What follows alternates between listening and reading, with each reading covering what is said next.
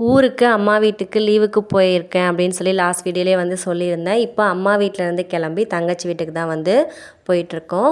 1 week அம்மா வீட்டில் stay பண்ணியாச்சு. இப்போ வந்து தங்கச்சி வீட்டுக்கு கிளம்பி போயிட்டுருக்கோம் எல்லோரும் கிளம்பி. தங்கச்சி இப்போ 9 மந்த் ப்ரெக்னெண்ட்டாக இருக்காங்க, செகண்ட் பேபி. ஸோ அவங்களுக்கு சாப்பாடு செஞ்சு போட்டு ஜடை வச்சு வளையல் போட்டு விடலான்னு சொல்லி ஆசையாக இருந்தது. அதுக்காக தான் மெயின் ஊருக்கே கிளம்பி வந்தேன்.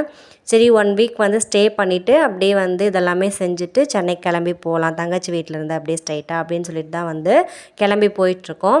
அம்மா வீட்டிலேருந்து நான், பசங்க, தங்கச்சி எல்லாருமே வந்து கிளம்பி பஸ்ஸில் வந்து வந்துட்டோம். அம்மா அப்பாவும் வந்து பைக்கில் வந்து பேக்கில் எடுத்துகிட்டு பின்னாடி வந்துட்டு இருந்தாங்க.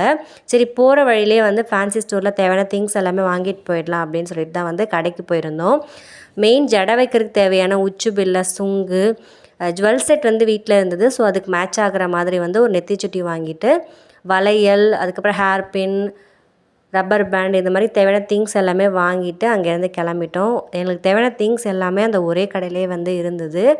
போகிற வழியில் பசங்க வந்து பசிக்குதுன்னு சொன்னாங்க. சரி பானிபூரி வாங்கி கொடுத்துட்டு நாங்களும் சாப்பிட்டுட்டு வந்து வீட்டுக்கு வந்து போயிட்டோம்.